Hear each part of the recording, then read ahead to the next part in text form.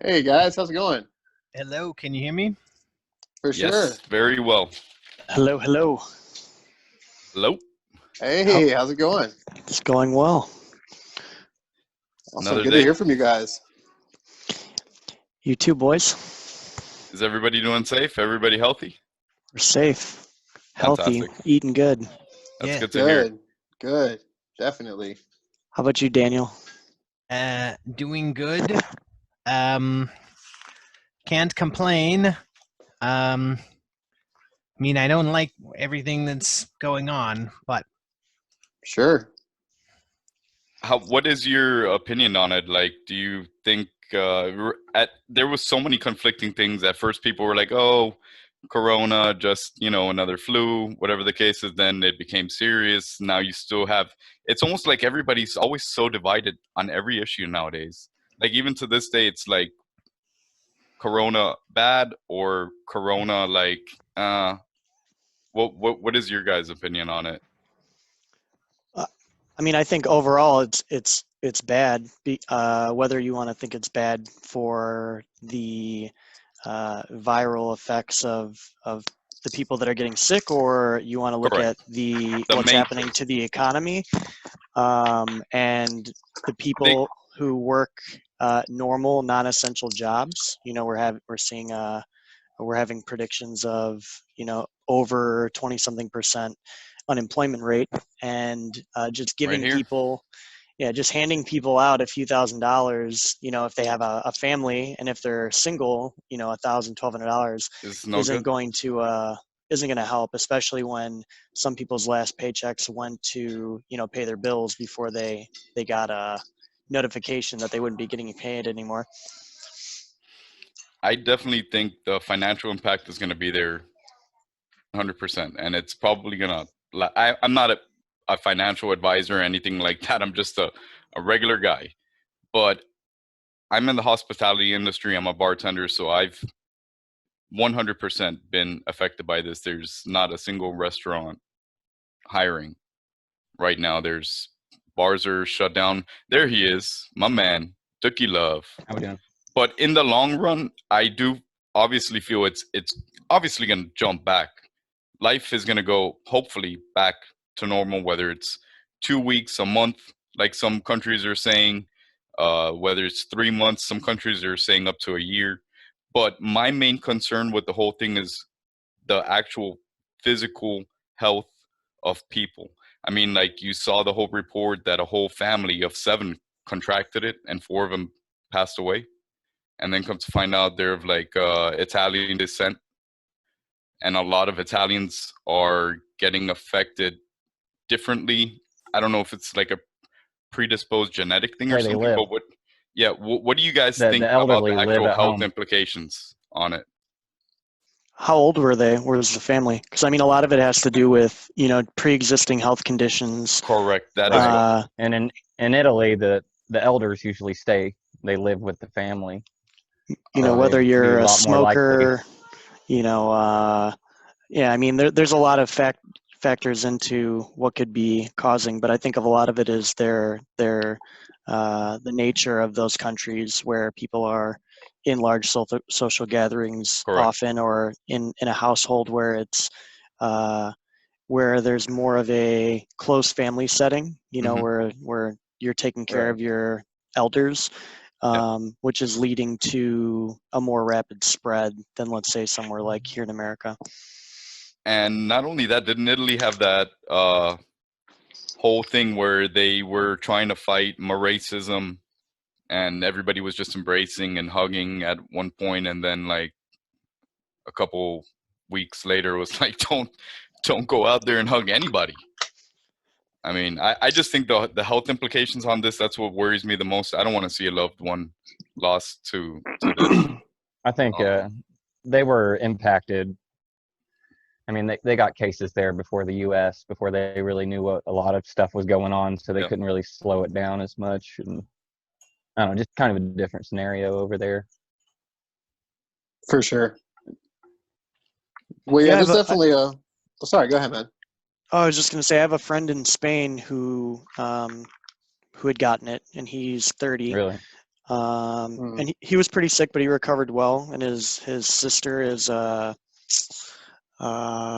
microbiologist, and she's been working with their version of like the CDC to go and help people and help the hospitals. But he had people that came and quarantined him in his home, like from the government. They came in hazmats and they tested him and then gave him medication to take it home. And because he was younger and he was more healthy, so he didn't need hospital care. But they closely monitored him and checked in on him to make sure that he didn't worsen. He still is missing his sense of smell, though, and it's been I think like a week. Yeah, I've been hearing this go around lately. That's crazy. But the thing is, though, like this is common amongst different types of viruses where you may lose your sense of smell or taste for a little bit. So it's not specific to coronavirus. Doesn't mean that if you lost your sense of smell because you were sick that kind of like everything corona. tastes funny, right? Everything tastes weird. Everything tastes funny, or whatever the case is. So obviously, there's obvious health problems going on, but what kind of like lasting financial implications do you think that this virus is going to have just on just globally, including the crypto market? I mean, obviously it took the hit now, but do we see like a fundamental change due to all of this? What do you guys think on that? Well, the central banks are trying to destroy their currencies as rapidly as possible. So, right. I mean, I just hope Bitcoin can take over quickly, because that would just be better for everybody. Yeah, I'm trying to look up that Twitch that you had posted. One of them, the new Bitcoin-based civilization is going to be ready just in time for the old one to collapse. Can you elaborate a little bit on that? What you meant by that? Good question, Andres. Because let's say for all the new people, like when I got into crypto, it was more. It lasted only for a little bit because it was at the time where the big bull run hit. Afterwards, once I was never really into Twitter crypto. So for some of the new people, like what would you? Can you elaborate a little bit on that? Well, every form of money is a cooperative group of people, and that's where its value derives from. So when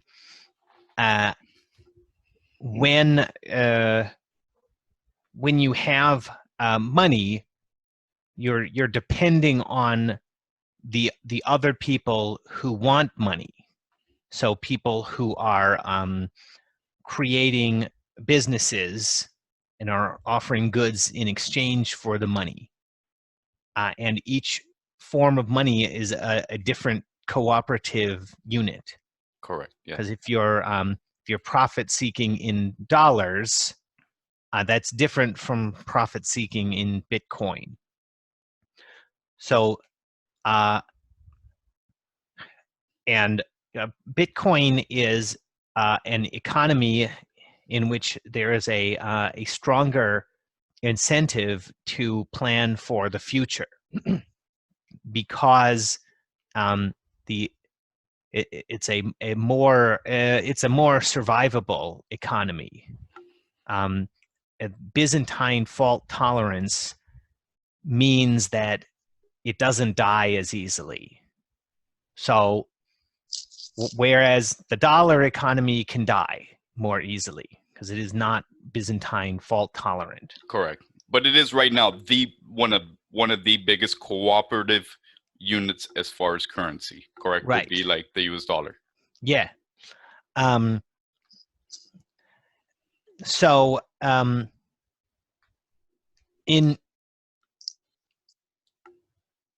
Excuse me. So in Bitcoin, there are more future planners, or I should say that people are better future planners in Bitcoin. So we're in a position to create new things, while other people who were not planning ahead as much are in a position where they just have to fall apart. So we're going to be ready for everyone else when their fiat economies are collapsing. All you have to do to join the economy is change your unit of profit seeking. Yeah, So I meaning love that. you're seeking to profit in BSV, for example, as your profit unit, correct? Right.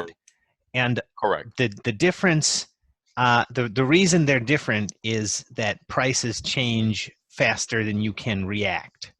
Correct. And the value or the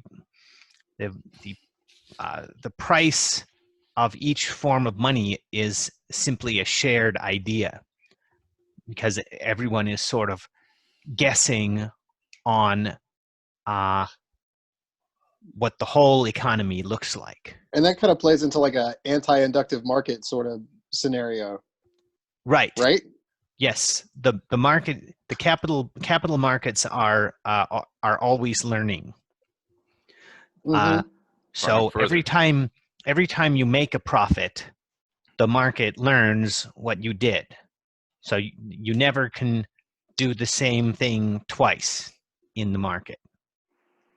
Yeah, you can never really quite figure it out. And the more you try to, the worse it gets. Yeah. You have to yeah, I mean, it's you should, the market knows more than you most of the time, but when you know more than the market, then you can teach it something. That is. But after you wow. teach it, then it knows what you taught it, so you can't do that again. I love that. That is awesome, because now it's been taught, but now it could be learned, or it could be taught from the market to somebody else. That is learn. That is. It'll learn to react. It adapts, Correct. and then you have to jump ahead so it plays catch up again. Sweet. Exactly. Yeah, it's kind of this struggle between AI and human eye. You know, it's interesting. Well, I don't think that there is a struggle between the two anymore. I think Bitcoin causes all intelligence to merge, so we don't have to worry about conflict with AI. Now, I mean, I know all of your conversations, and I was lucky enough to talk to Coin Alchemist once. I mean, that conversation was so amazing, and thank you. I really appreciate that. I still have all the notes here, which I'm going to pull from later. For sure, man. What are for example, just so people know, Coin Alchemist, what are some of the projects that you're currently working on that you would like people to know about?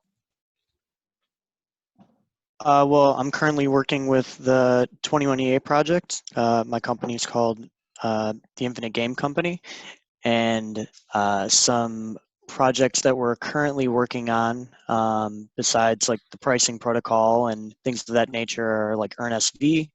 That's probably the one that people have interacted with I'm going to stop you say. right there. I actually have this pulled up. I'm going to share a screen right quick. Can you just talk us through this a little bit and just tell what we're all looking at here? Yeah, I was looking at this earlier. Those are just completed tasks.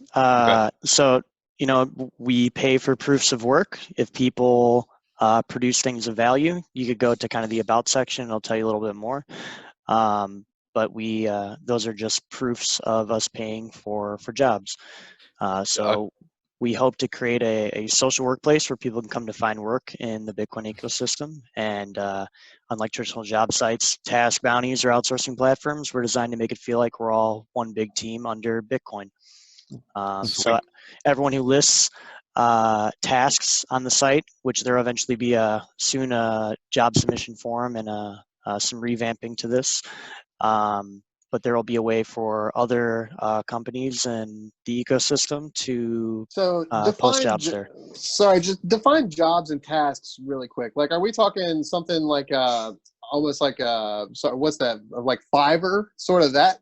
No, you can think of it more of like a pay per commit model. Okay.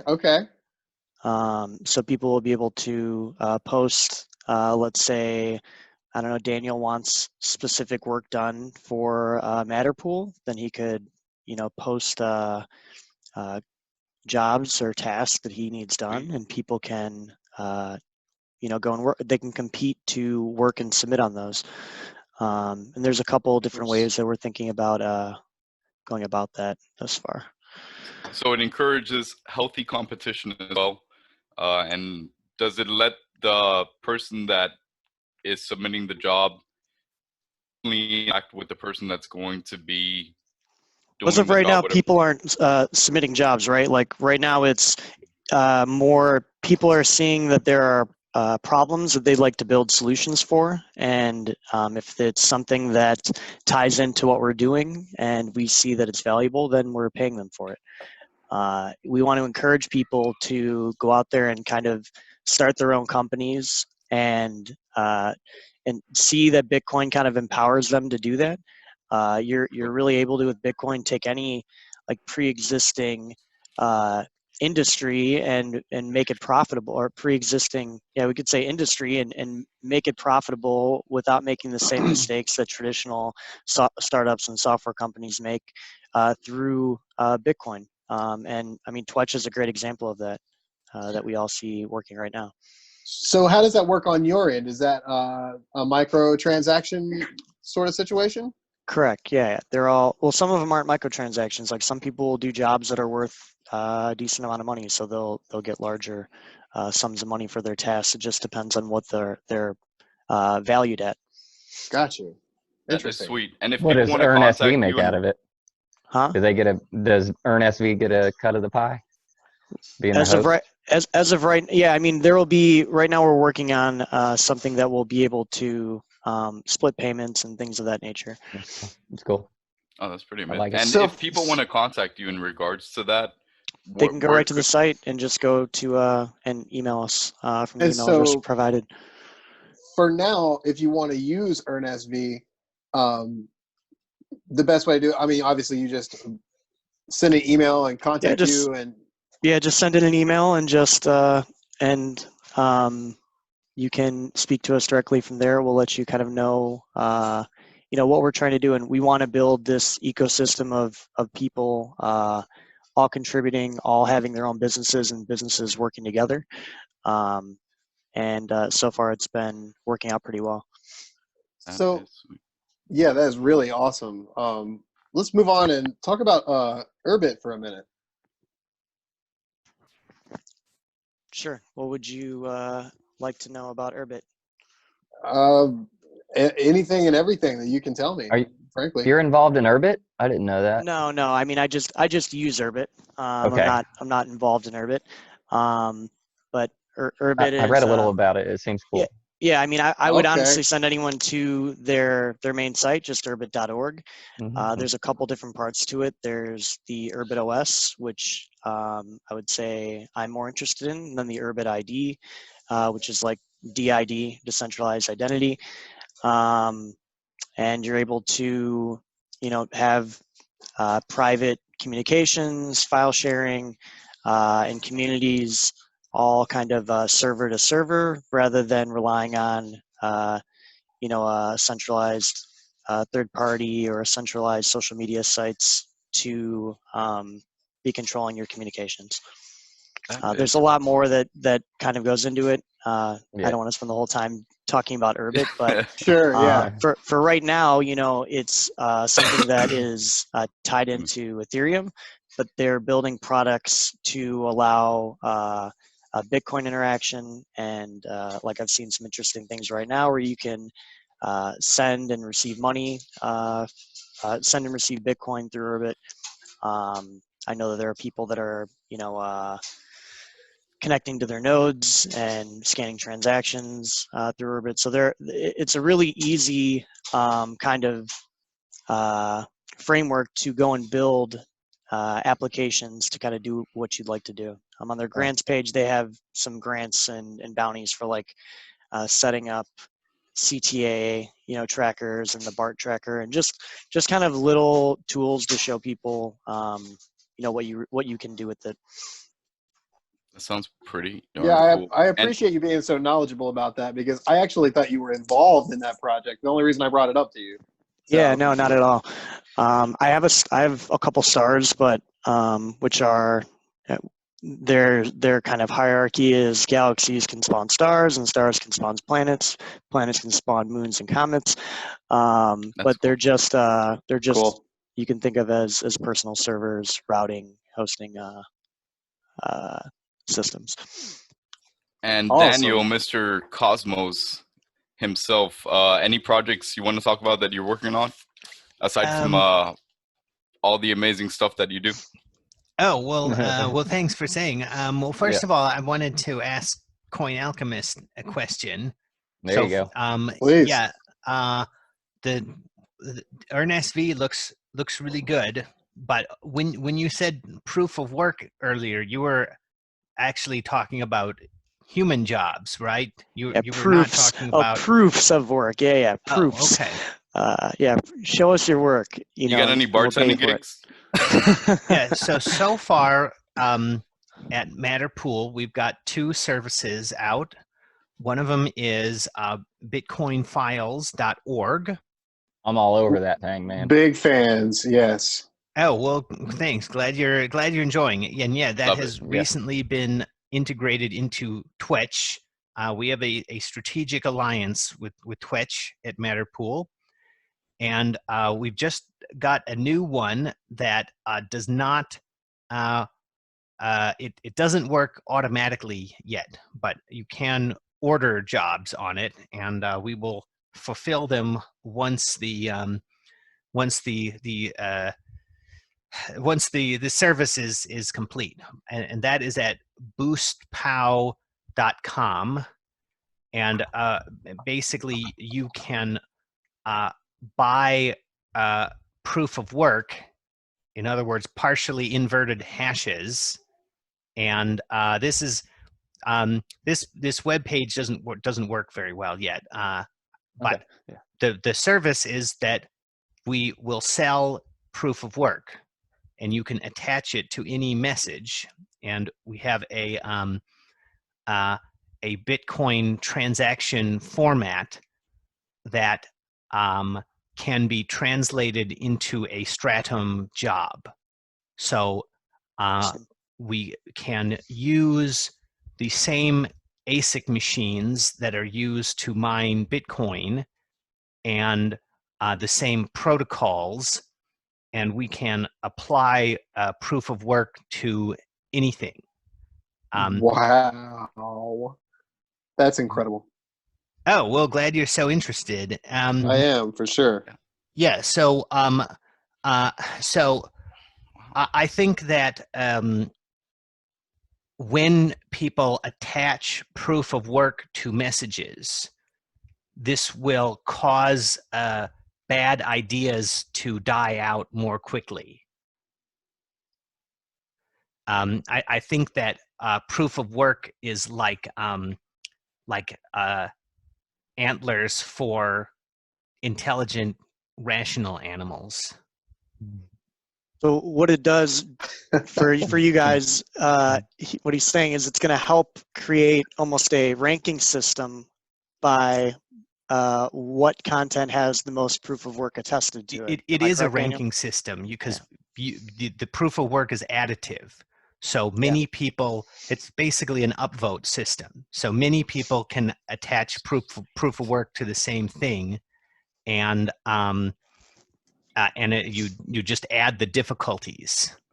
Sweet. Now the question is, are you going to be the king of that ranking system?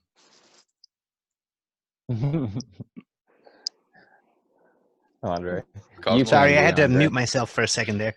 That's okay. Yes, I will be. I like your confidence. Good. For I like sure. your confidence. Good. That is awesome. So And yeah, will that be like integrated with Twitch eventually, something of that nature, or is that Yes, something completely different? our 2 first customers are Twitch and Baymail, so it's going to be on both of those. nice.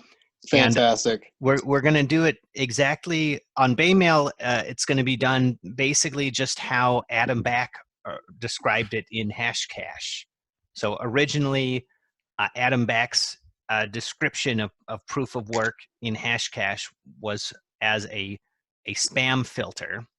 So what he said is that you could you would have a difficulty that is associated with your email address, and anyone who wanted to send you an email would have to achieve that difficulty. That's so. The more data or information that gets sent to your email increases the difficulty of No, you sending. just have a set amount, Okay. and you would set the amount such that the amount of emails that you receive is exactly the amount that you have time to read. The advantage of using proof of work is that you can be relatively sure that your email will be read. Well, not email. Now we're going to use it on Bay Mail. So your Bay Mail is going to be read if you achieve the difficulty target, because it is in the incentive of the receiver to pick exactly the level that where he receives an amount of information he can handle. I just got my mind blown because this all connects, because this is exactly what Moisty's been on about for days. Yeah. Just so y'all know about the paywalls. Yeah, I've been trying to figure this out, and you're explaining it to me right now. Yeah, well, I think that there's a big difference between proof of work and a paywall because it's not a paywall, right? Right. But it's the analogy to it, kind of like you do. But there's an important difference, which is that money is not an opportunity cost that people can agree upon easily. In order to know the value of money, you have to understand the entire economy. So the fact that somebody spent money doesn't really mean anything as far as I'm concerned, because we could be at the top of a bubble and then you just want to spend as much money as possible if you know that that's going to happen. So, however, if it's scarce and you're spending money, it brings. So what the proof of work is spent energy. So because you can know the specs of the ASIC machines, you can estimate the amount of energy that would have been lost to produce a message on average.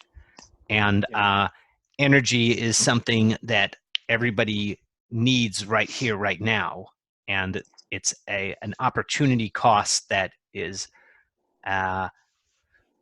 it's more meaningful in the present, I think. Yeah, right now there's a if on BitSV they're using a proof of work payment protocol that is very similar to what Daniel's describing that they're doing, only it's not formatted for ASICs because it doesn't start with leading zeros. They use a magic number and they apply proof of work after that.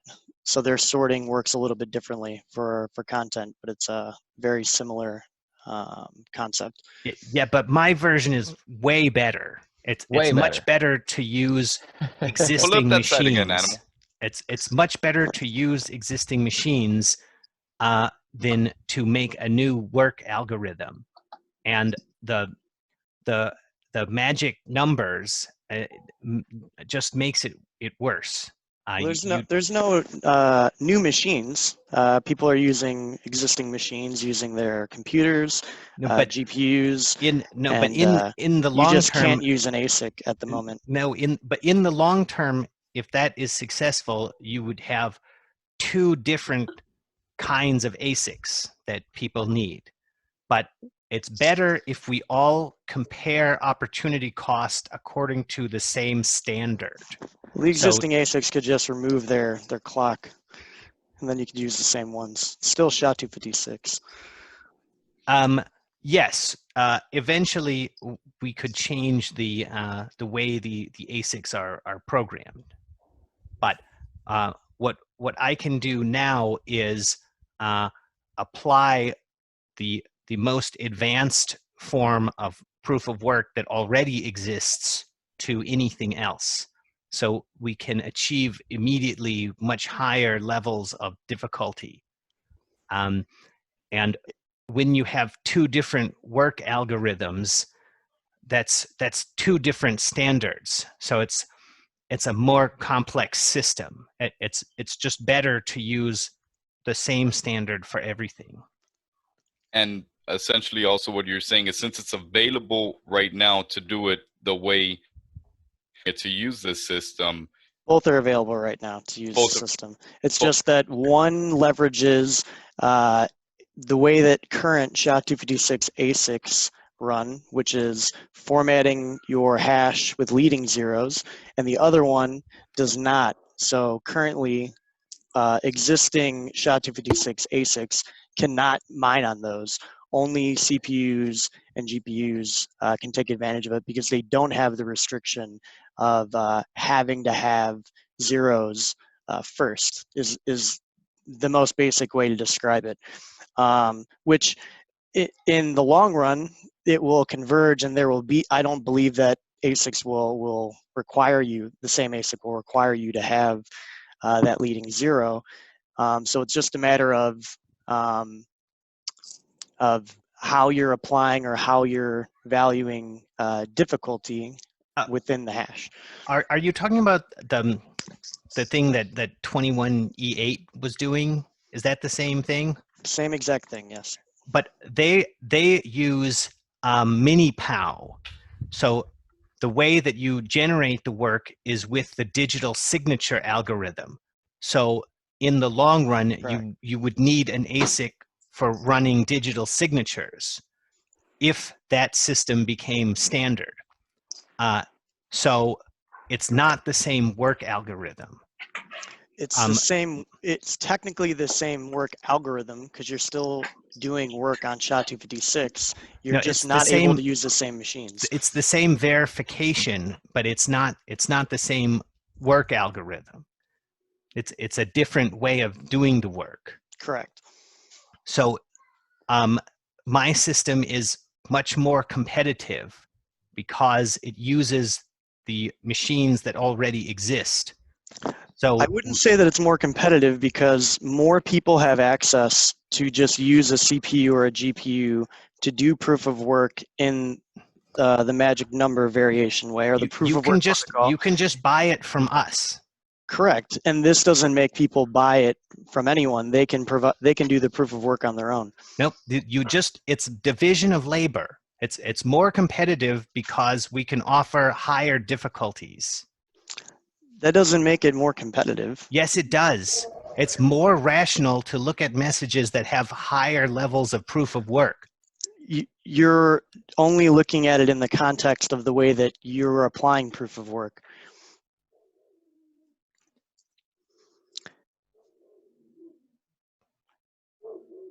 Okay. This is an amazing conversation, by the way. Yeah, no, us three are more like stoked. We're like here, like listening to say that it's more competitive when less people are able to participate. No, anyone can participate. You just buy it from us. That doesn't mean anyone can participate. That means they have to buy it from you. Yes, it does. You just buy it from us. That's an oxymoronic statement, Daniel. Anyone can participate, but buy it from us. Right.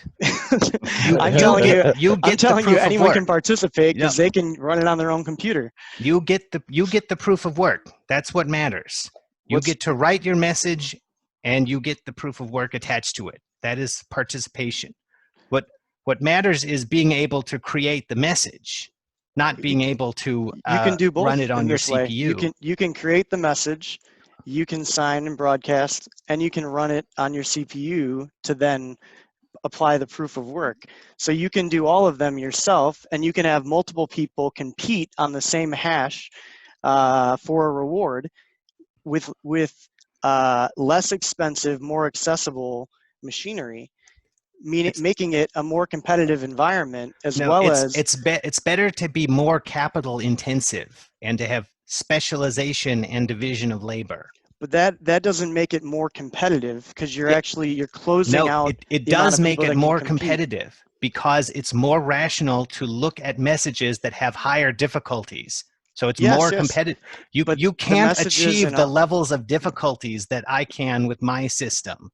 We can, just in a different way, and I could still apply the same levels of difficulty. It's just that if I applied them the same way that you're looking at a level of difficulty, then it would take longer on my machine than your machine. That doesn't Right. mean, That's what I'm saying. but that doesn't mean that I can't still, but when we look at it in the context of what 21E8 is doing, you can't compete at the moment because your machines can't mine those hashes. So let me interject here just really quick, guys. So is there no way that these No. systems sort of work in tandem? I They, mean, they you're talking. 100% could in a long enough timeline, because if SHA-256 ASIC machines no longer require leading zeros and can just do anything that's a SHA-256 hash, then it can work either way. You But the you thing is, just for make it now, worse by adding the magic number. I don't think so. You add a unique identifier, and it's very similar to what current large industrial or large companies do in the tech sector. When you stream a Netflix video, there's a Netflix magic number.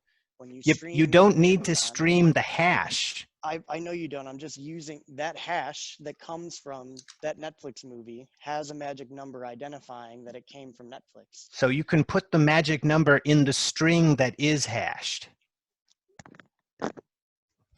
Okay, well, we are putting the magic number in the string that is hashed.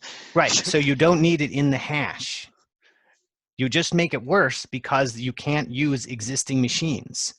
We can use that. That doesn't make any sense. You can use existing machines. You can use a computer or a GPU. No, I mean the machines that do the most work. We can offer much higher levels of difficulty for much cheaper. In the context of how you're viewing these messages should be ranked and sorted.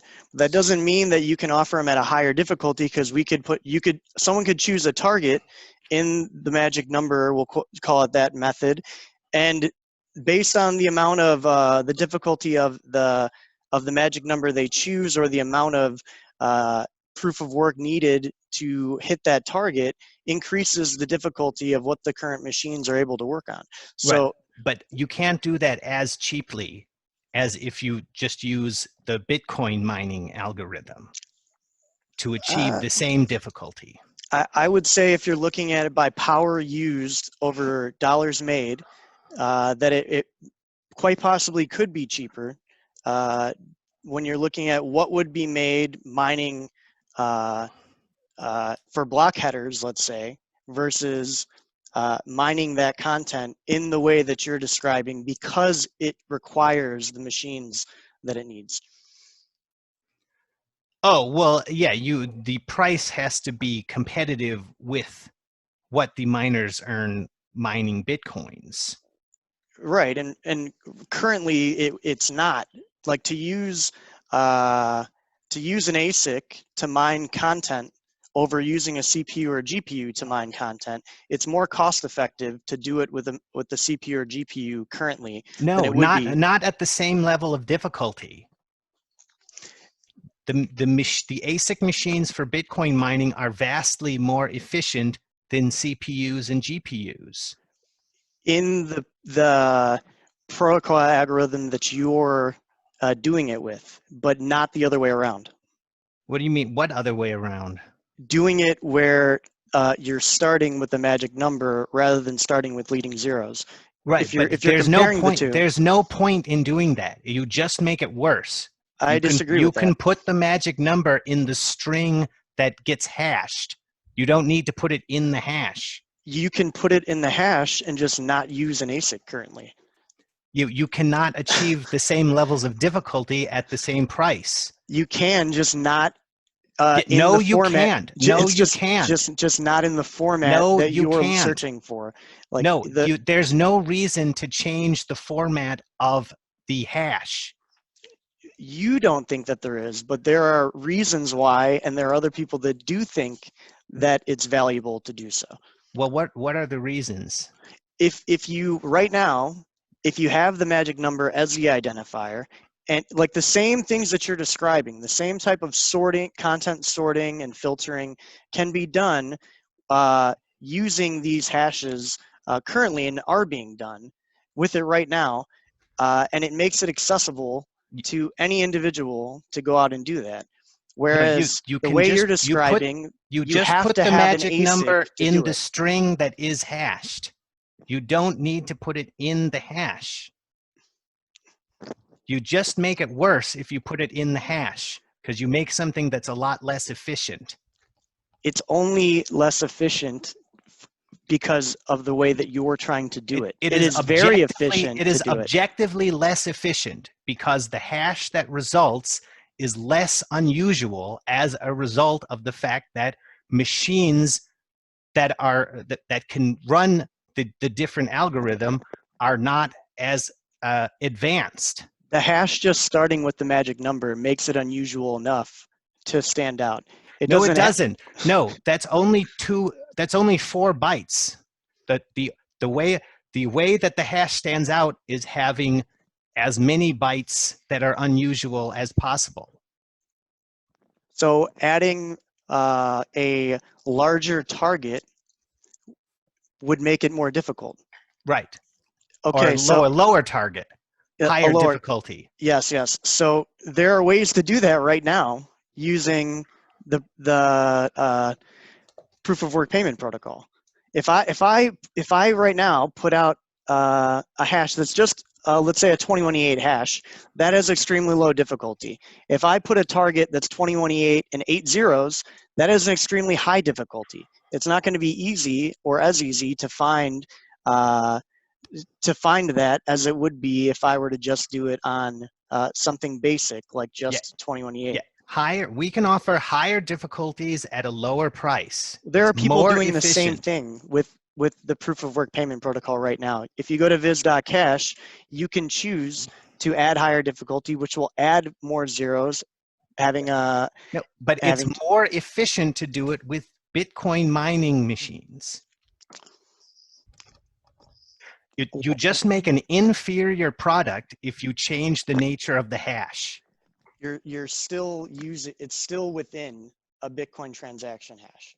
Yeah, but we're using the data structure rather than using it as a hash itself. But you get fewer leading zeros for the same price because the machines are less efficient. We're not worried about the leading zeros. We're talking about just difficulty here in general. Okay, well, and whatever. You can apply you can apply different amounts of difficulty in different places depending on but the amount that you have to pay for them is different. Of course it is, but if someone, of course it's different. We can offer bigger difficulties for lower prices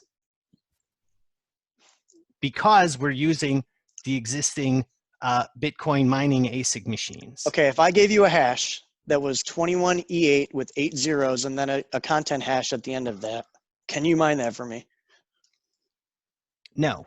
Okay, so tell me then how it's more efficient to do it that way when I could do that with the GPU in my basement, and it may take a few days, so I may charge someone $15 to do it, but it could be done. What matters is how unusual the hash is. Leading zeros. It's an extremely unusual hash. It's an extremely unusual hash to start with 21E8 and then have 8 leading zeros followed by the content string. Yeah, but we can offer more unusual hashes for lower prices. I just asked if you could do an unusual hash for me, and you said that it couldn't be done. Let me ask a quick question. It's unusual because of the number of leading zeros. And the one I gave you is unusual because of the amount of trailing zeros, we'll call it, quote unquote. Right. But what matters is how unusual is it? It's pretty unusual because you can't find it, and it's so unusual that an ASIC can't mine it. No, I'm sorry. You're trying to make an inferior product sound better, but there's no reason to want what you're offering. There's a lot of people. I mean, if we look right now, there's I think close to 3,000 hashes that have been mined, and I would say that's a product that people enjoy using. And so again, I just want to interject really quick about these maybe still being able to work in tandem. Okay, so Daniel, you're saying that your system is strictly mined with ASIC miners, correct? Yeah. And It's better to compare all proof of work to the entire Bitcoin economy. sure, okay, I'm with you on that. And Alchemist, you're saying that yours is able to be mined with anything, with my computer right now. Correct. You could mine it with your computer right now. So even Not though, anything though, not anything. Like you cannot use an existing SHA-256 ASIC. That's the difference between what Daniel's doing and what 21.8 is doing. but You are need not an both of ASIC. those things, are not both of those like systems and devices like necessary, and not necessarily necessary, but they help push the network, and like the more the merrier. Like if you were to limit one or the other and say, well, you know, if you get these people with ASIC miners can't mine this hash, these people with CPUs can't mine this hash. So It's just wouldn't a you way need of both formatting them to kind of hashes, be right? Like right? if you're going to format all content to be a typical transaction hash that's going to have leading zeros, then it would need to work the way that Daniel's explaining. But you don't need to do that in the other method. And the thing is that currently, I think that it's more beneficial to focus SHA-256 hash power to something like a mining pool than individual content strings when you can do that without an ASIC right now. No, it's better to compare all proof of work to the whole economy. Yeah, so I would say using SHA-256 as the whole economy. No, you don't get a comparison because you're using different machines if you use your method. Everything that SHA-256 touches turns to Bitcoin. When we use the same machines, we know that we can compare the hash power of the whole economy to any other proof of work string in terms of energy spent. Is that going more towards, like you were mentioning, the collaborative unit? Is that whole part of that, or? Yeah, I think that if we use the Bitcoin proof of work algorithm, then that is better for Bitcoin itself. And I see a different proof of work algorithm as a competing system. So that wouldn't be considered part of the collaborative unit economy of. Well, I just think it makes things more complex than necessary. And I would prefer to have everything compared to the entire economy in terms of spent energy. Now, for example, what if somebody wanted to start using your ranking system, using, for example, an ASIC miner? What would be like the bottom tier miner that they could use, for example, for this ranking system? Like if we want to buy one off of you today, like what would be like one of the most economical versions that you would have?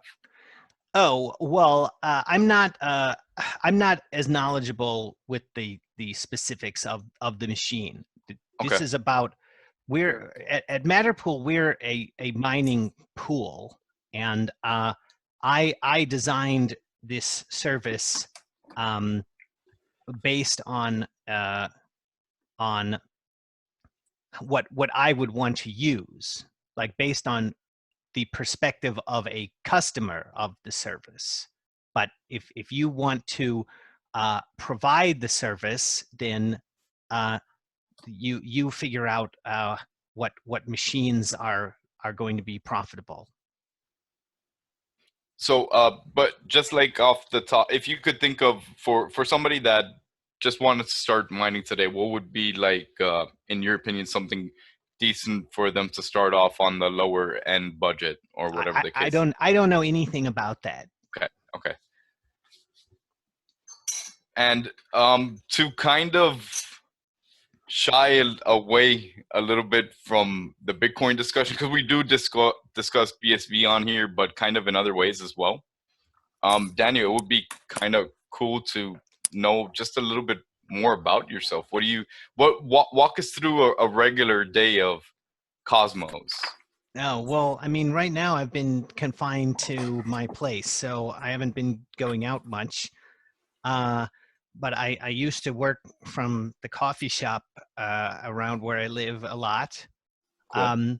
And I have been involved in founding Matterpool, and excuse me, I am the chief scientist, and so my job is to write articles, basically what I was doing before, but now that's my role in the company. I'm glad that you brought up the articles. I'm actually just looking at your blog here on Matterpool. Just walk me through, kind of give us a brief synopsis on some of these articles. I know that not all of them are written by you. There's Josh Petty. But the ones that are yours, I'd like to, if you maybe want to just touch on these, see, kind of promote them a little bit, see if people want to come in here and read these blogs. Okay, well, all of these articles are good. And the two that are mine are Crypto Tribalism and Bitcoin Offers Solutions to All Your Byzantine Generals Problem. And I was designing the Boost POW system since writing this one, so I haven't written anything else yet, but I've got a bunch in the works. But anyway, this one about the Byzantine Generals Problem explains what the Byzantine Generals Problem is. So I don't explain how Bitcoin provides it. That's something I'm going to take up in the future. It's just what is the Byzantine Generals Problem. So if you click on that one, I'd like to show you a picture that I have on it. Yeah, scroll down. There's a picture a little bit further down. Oh, where is it? I thought that we had a picture in here. May have skipped right through it. Let me see. Well, just this one. Okay, well, I guess I'll have to fix that then. Well, good thing you were here today then. That's right. But anyway, is there another place where we could point to where that might be at? Is there another reference point for it or a resource? Yeah, I'll send you a link. Sure. Let's see. You can place it right there in video chat if you'd like. Yeah. Okay, I got it. Let's see.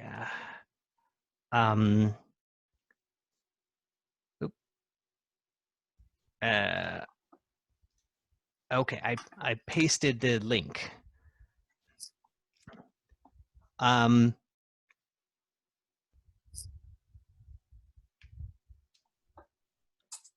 should probably use Bitcoin files for this, but the hub and spoke before we out. Yeah.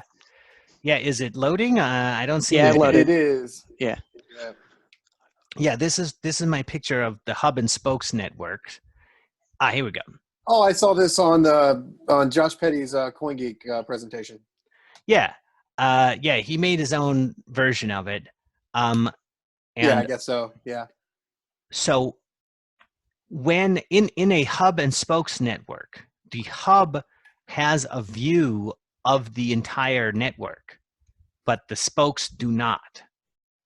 And when you're connected to a hub, the hub can deceive you about what the network looks like. And it's not easy for you to realize that you've been deceived because the hub is the only one with the view of the whole thing. So what the hub can do is deceive you about who your enemies are. And in the Matrix, Morpheus says that the agents are able to infect any hardware that's connected to the system.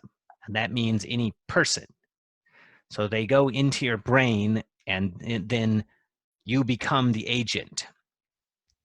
Right. So that's what the hub can do to you by lying about who your enemies are. So the lie is like the agent that goes into your brain, and it makes you attack the wrong person. Kind of like propaganda, essentially. Yeah, exactly like propaganda.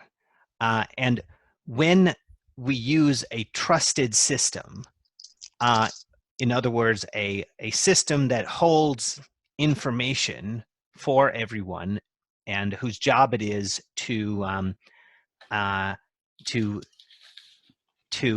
maintain that information and to give it out when people request it, then the people have trouble recovering if the hub is corrupted, because it still has all of the important information. So if the hub becomes corrupted and it starts turning people into Agent Smith, it is not easy to transition to an alternate system. But what we have in Bitcoin is a centrality contest. So everyone is trying to get a better view of the network at the same time. And we have a shared database, so there isn't anyone in a position of trust. So anyway, that's sort of what I explain in this particular article. And crypto tribalism is about what I said earlier, where I said that each coin is a cooperative unit. So I was inspired to write this because I listened to an episode of Untold Stories with Charlie Shrem, and he and Eric Voorhees were talking about how much they didn't like crypto tribalism. It's the Eric Voorhees episode. They were just complaining about tribalism in crypto. So what I wrote about here is that tribalism is inevitable, and because there's a zero-sum competition between different monies. So every time you make a new crypto coin, it's like a new entrant into the Highlander competition. Right, absolutely. And yeah, so it just makes sense for people to become tribalist, because the coin is better when people are tribalist. It's better because of the cooperative nature of money. So if people with a particular form of money preferentially cooperate with other people who use the same money, that makes the money better. So that's what happened in the crypto markets, and that's the consequences of having all of these altcoins. So thousands of them, right? Thousands of them.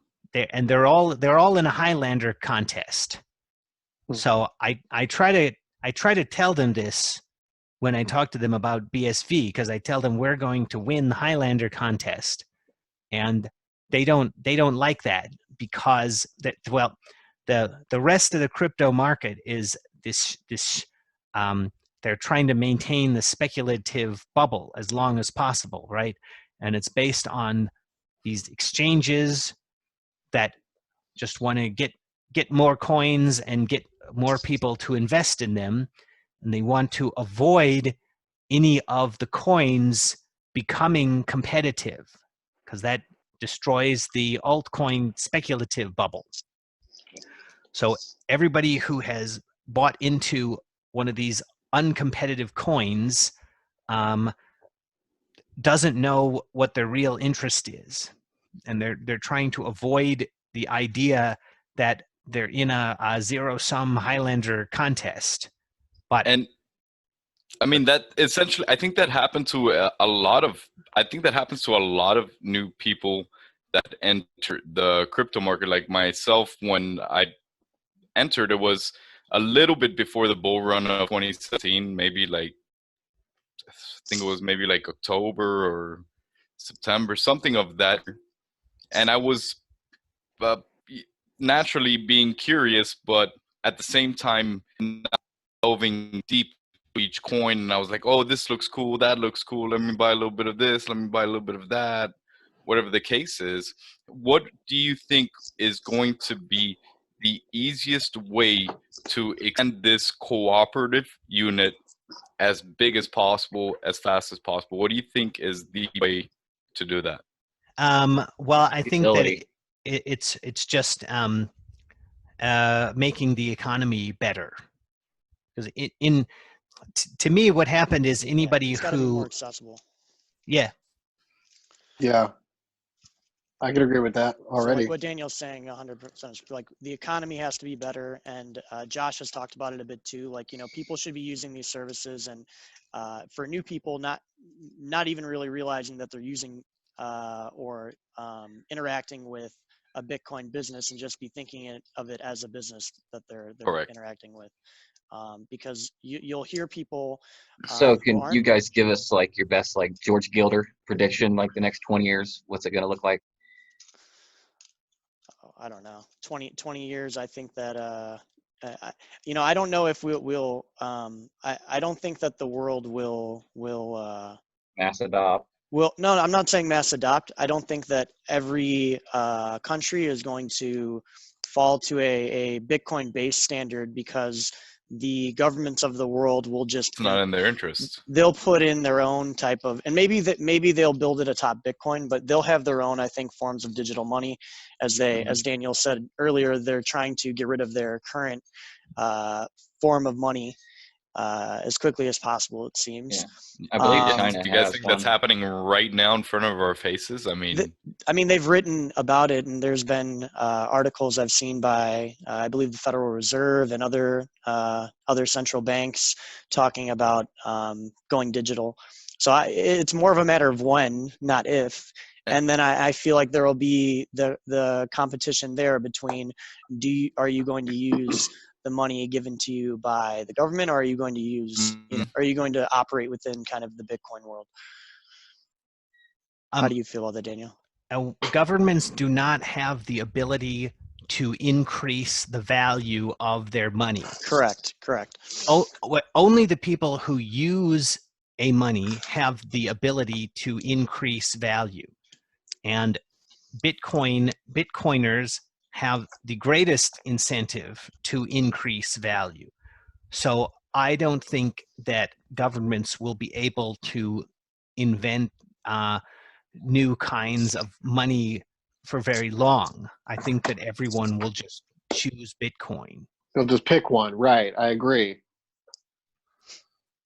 Well, this has been just on fire conversation, gentlemen, and we've been on here for a little over an hour now. So I want to go ahead and start wrapping it up. I don't want to keep you guys here all night. But I do want to ask, this is something that it's kind of been a standard through us. We typically have Frog Hunter here. We like to do a lightning round, which is kind of a call and response thing. But we don't have Hunter here, so we're going to skip that for this time. But I do want to ask you guys, Daniel, you've said a lot about proof of work. Basically, you said it earlier, like being antlers for humans. And you can compare it to a walrus's tusks or a peacock's feathers. So the question I have for you is, if you could choose your spirit animal, what would that be? It would be a deer, obviously. I mean, I thought that was it. That's pretty much what I use one. for everything.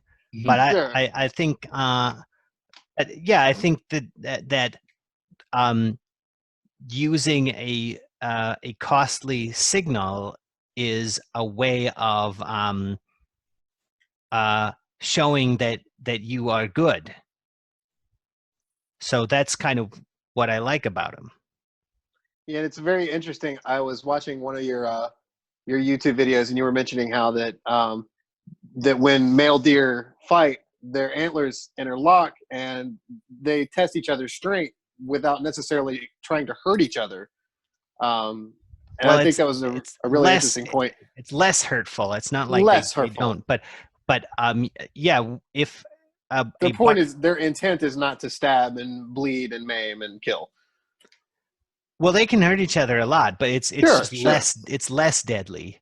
But Absolutely. a buck that doesn't have antlers can use headbutting, and that's a lot more dangerous. So yeah, I mean, Sure. in an antlers battle, you're more likely to live to fight again. So I just really like the way that you kind of attach that to proof of work and Bitcoin. I think it's a really great concept you have going on Actually, there. yeah, let me show you. I have another picture here. Yeah, Sorry, send it I'm over. scrolling up to find it. Let's see. Oh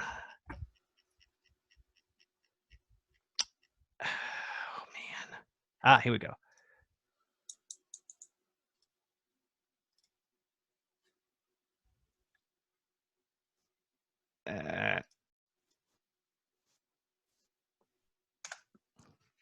This one is about how proof of work battles are better than war. Okay. I like that. This is really great. Who does your art for you, may I ask? Is this all you, man? Yes, I've been wondering this. This one was done by the Crypto Daleks. Okay. And the other one was done. The other one was done by Sleeburger on Twitter. The other one I showed you today, but I do a lot of my own art too. The picture on the top of the Byzantine general Yes. Oh, article. yeah. That one is mine. That one. It's this one, yeah. So the reason I made this one is This is really cool. It looks like you use some kind of, it's almost like a 3D modeling program or something. What are you using? Is that the cyborg from what are they called from Star Trek? Yeah, Borg. that's my character as a Borg. Okay, Awesome. cool. That is so awesome. This is That just is great. a digital painting. I didn't use You know what, 3D Cosmos? anything. I'm gonna send you something cool, man. Keep on going. I got something special for you. Well, I did this one because people were saying that Bitcoin SV was a cult. So I made a picture Guilty of like that. a real cults can't pretend to be cults. See what I mean? Because otherwise it would look weird. See But where people who are not cults can make jokes about being cults. So Kinda like, it's a costly kinda- signal. we I don't know love it. anything about making jokes about being cults. Right? You can't spell cult Yeah. without culture, or you can't Yeah. spell culture without Just cult, last right? night. Yeah. I see Cosmos in there. Yeah, Yeah, Yeah. we had to throw Cosmos in there. And there's Alchemist there too. there he is. Yeah. Hey, Alchemist. Hey, He may be Coin. Hello. chasing a kid around. What do you aside from crypto, what do you enjoy doing in life? Oh, I'd say spending time with my my family Good when I'm answer. not. Yeah, I mean when I'm not doing things revolved around work, it's spending time with my family. And you know, we live in an area where we're lucky enough to have a lot of things outdoors to do.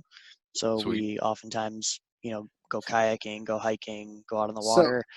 Um, Yeah, I actually meant to ask you about that. So I the last time that I spoke to you, actually I don't even think I was a part of that call, was I?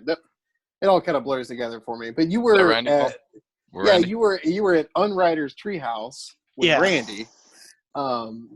And so I just didn't know. I actually weren't sure if you were in the city of New York or not. Was that No, really a it's just- tree house? I it- gotta know. yeah, it was really a treehouse. It was a treehouse within the workspace. That is No, awesome. me and Daniel and the rest of them kind of front ran the virus in Europe. Okay. I'm not sure when Daniel left, but I left like the day that everything kind of got there, and I was home for a day and a half, and then I flew to New York just for the day to go up to Unwriter's event and meet with them and meet with Randy, and then I flew home early the next morning. I didn't even get a place to stay, honestly. I went out and got some drinks with them, and then just got an Uber to the airport at like 3. Yeah, right on. Cool, Well, man. that saves a little bit of money on boarding, I guess, right? You don't got to buy a hotel room that way. Right. Just party Yeah. until it's time to go home.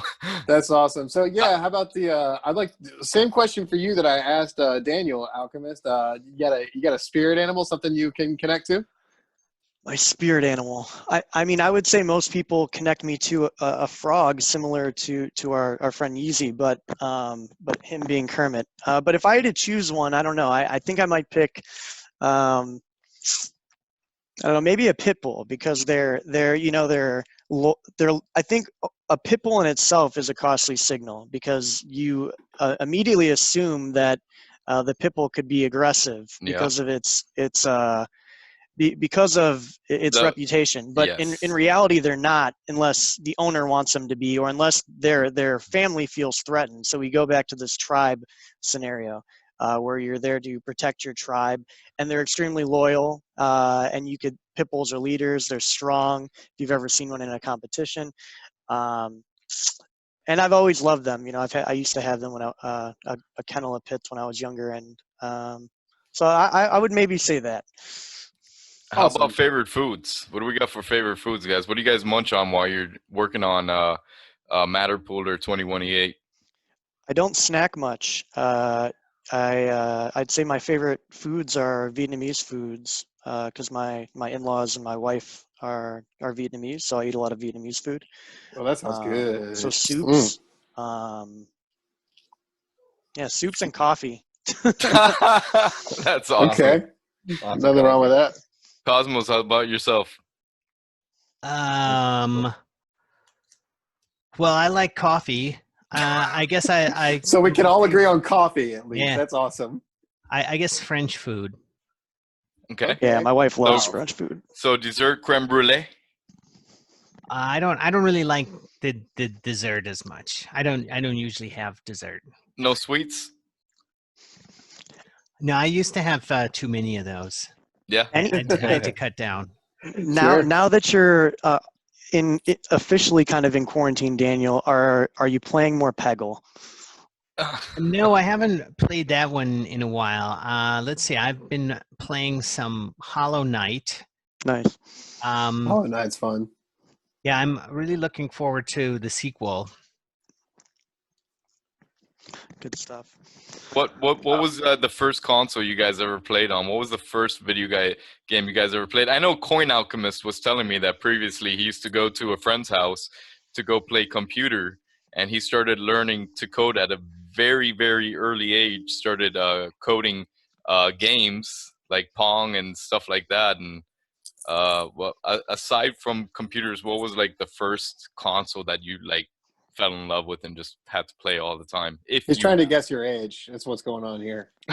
Well, mine was the original Nintendo Entertainment System. Yeah. Very nice.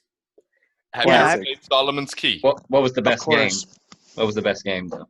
Let's see. Well, I really liked Super Mario Brothers 2 and Okay. Yeah. 3. Yep.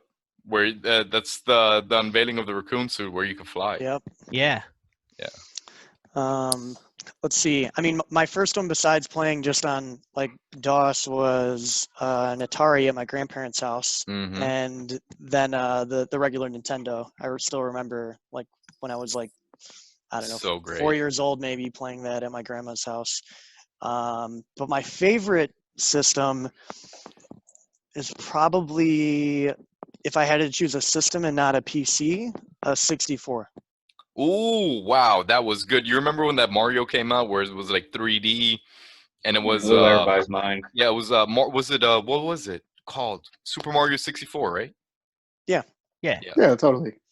That was such an amazing. What about GoldenEye? Yeah, There you I go. actually like. What? My There you kids, I still have in my basement. I have an entertainment center that's I So have do I. I got a almost Super every Nintendo.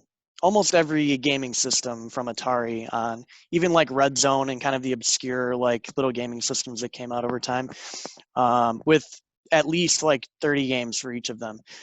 So me and my Did the kids have, play it? before I bought a Switch, like just recently this year, my kids used to play the 64 quite a bit. They play, my youngest one, who's 4, he loved Super Smash Brothers on there, and GoldenEye. Yeah. Actually, I taught him how to play GoldenEye, and then now he plays Super Smash Brothers and all the Mario games on his Switch. But yeah, they played those, and we still played them up until a few months ago. That's awesome.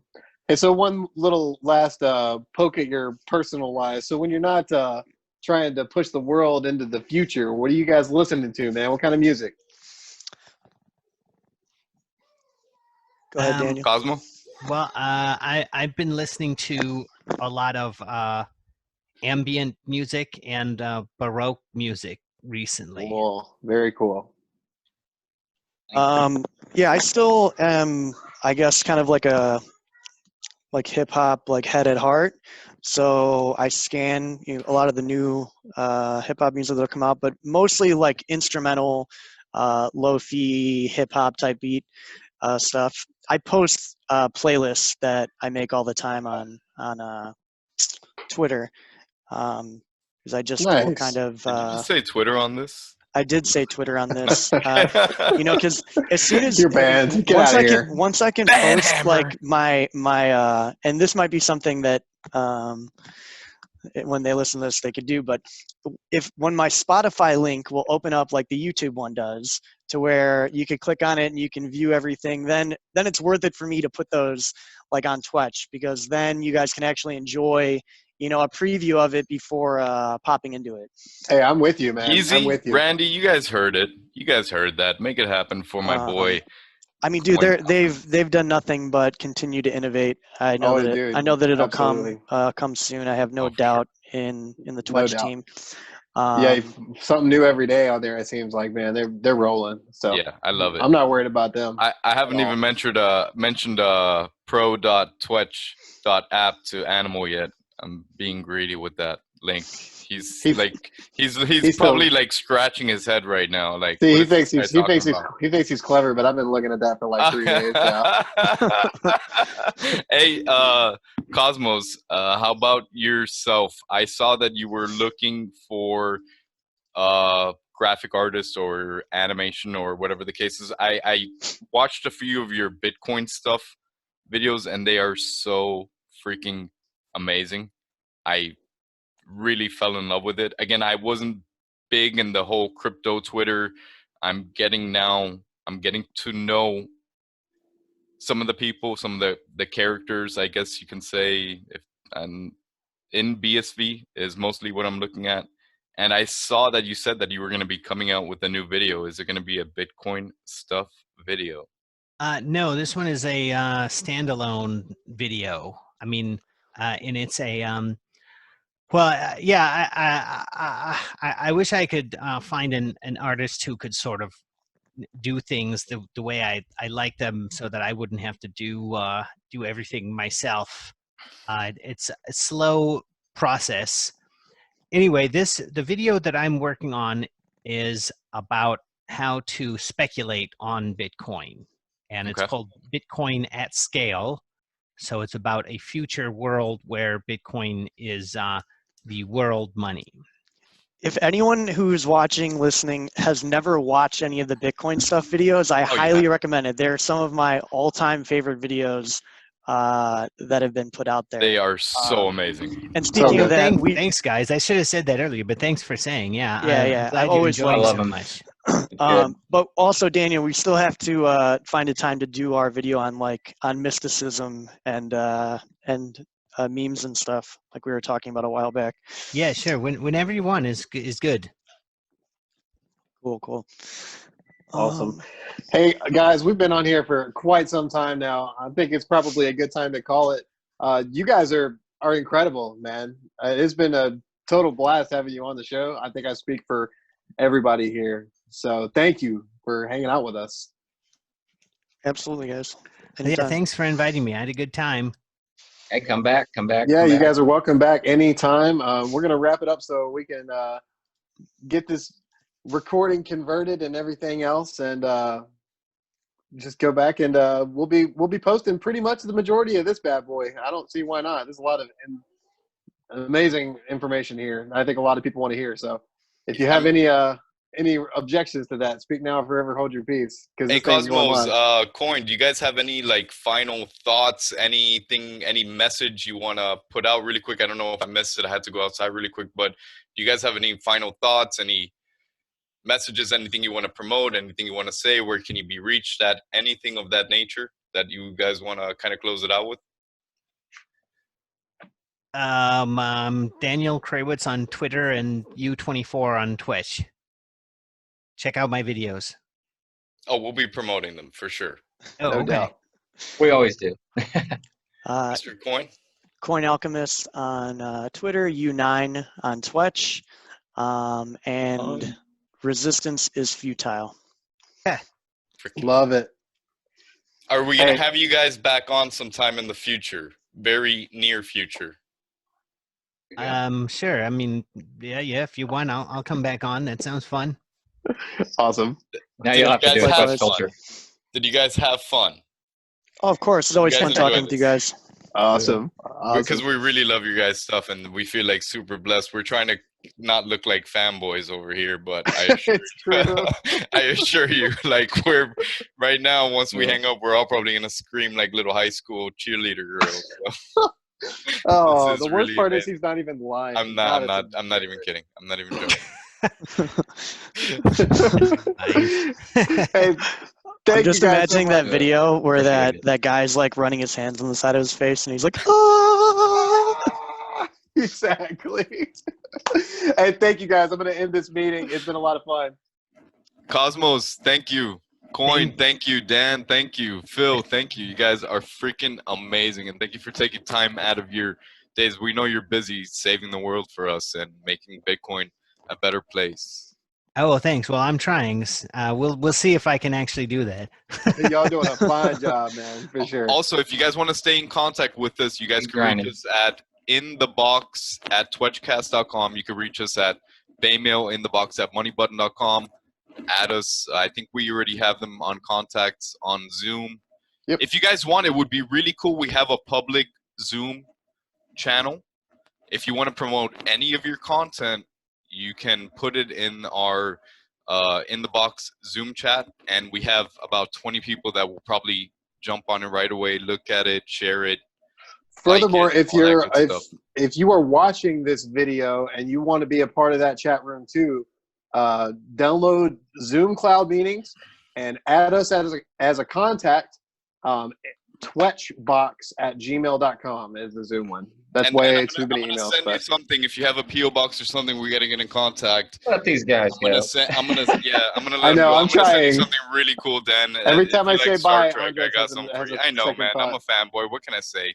I got my lady. She's waiting on me right now. We gotta go to Walmart. Oh yeah, you think so? I wouldn't do it. You're lit. Look at You see Heather.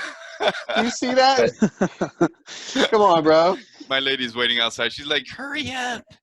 You have your Mine does- hazmat ready? Mine went ahead and passed Yeah, out. we I gotta wouldn't go to go. Walmart really quick. I'm gonna. Listen. I got I wouldn't do so it. much hand sanitizer that I made on my own using that aloe and rubbing alcohol thing. I got like 10 rolls of toilet paper. I think I'll be fine. I just need to go pick up a tablet. Roll that toilet paper. I'll be Throw fine. yourself in it. You'll be good. Yeah, for sure, Hey, dude. I've been I'm self-quarantined. Sometimes you do have to get out. I mean, you can't stay inside forever. You got to go out for a moment. I'm just gonna mute him, Now's you my guys, time. so we can get out of here. What do you think? Yeah, I love Just you make guys. sure you use vinyl gloves. That's your Oh. first line of defense. Hey, that's Neoprene. Good tips. Neoprene. Neoprene. Is it neoprene? Is that what they're called? It's even. Is it vinyl? Neoprene. Anyways, Whatever. Anyways, Is that Thanks, right, guys. baby? Neoprene? I said that right?